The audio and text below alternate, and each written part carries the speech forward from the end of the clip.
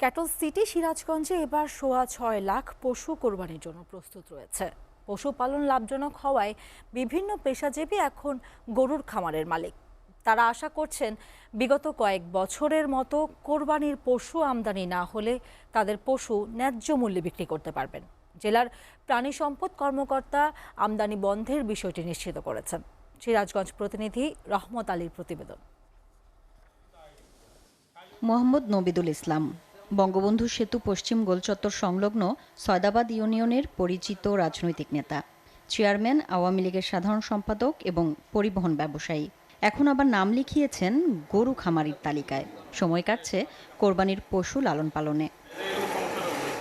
দীর্ঘদিন যাবৎ তিনি ঈদ উপলক্ষে ষাঁড় পালন করেন। লাভজনক হওয়ায় তিনি মুলিবাড়ির নিজ বাড়িতেই বড় আকারের গরুর খামার গড়ে তুলেছেন। তো আসলে প্রথমে আমি শখের বশতে লালন পালন করেছি, কিন্তু পরবর্তীতে আমরা দেখি যে না, এটা একটা লাভজনক ব্যবসা। অনেকেই ভিন্ন পেশার পাশাপাশি গরুর খামার গড়ে তুলেছেন। 2010 সাল থেকে শুরু, দেখা যাচ্ছে ধীরে ধীরে বাড়তেছে, আর ভবিষ্যতে চিন্তা ভাবনা আছে আরো বাড়বে। আলহামদুলিল্লাহ, আমাদের এখানে এখন 100+ গরু আছে। শাহিওয়ালের সংখ্যাটা বেশি। বিগত 4 বছর যাবৎ আমি এখানে ছোট আকারে গরু পালন করে আসছি। খামারিরা জানান, সম্পূর্ণ প্রাকৃতিক উপায়ে তৈরি স্বাস্থ্যসম্মত খাবার খাওয়ানোয় বাজারে এসব গরুর ব্যাপক চাহিদা রয়েছে। ফলে প্রান্তিক থেকে শুরু করে বড় আকারের খামারের প্রতি বছরই গরুর সংখ্যা বাড়ছে।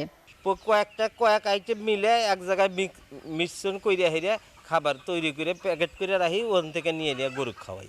লাইভ স্কেলে গরু মেপে ইচ্ছা অনুযায়ী গরু নেওয়া যাচ্ছে, অথবা চয়েস করে গরু নেওয়া যাচ্ছে, যেটা হাটে সম্ভব না।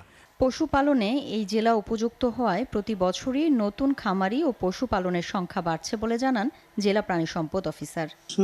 আনার একটা প্রস্তাবনা ছিল, প্রাণী সম্পদ এটি সরাসরি জানিয়ে দিয়েছেন যে যেহেতু আমরা মাংস উৎপাদনে স্বয়ংসম্পূর্ণ এবং আমার খামারিরা অনেকেই এই গবাদি পশু লালন পালনের জীবন জীবিকা নির্বাহ করতেছে। যদি এই মুহূর্তে ব্রাজিল থেকে যদি মাংস আসে, তাহলে আমাদের এই বাজারটা আমরা হারাবো। জেলা প্রাণী সম্পদ কর্মকর্তা জানান, 17,000 খামারি জেলার 9টি উপজেলায় 6,24,928টি পশু পালন করছে, যা জেলার কোরবানির চাহিদার প্রায় দ্বিগুণ। এসিটিভি নিউজ ডেস্ক।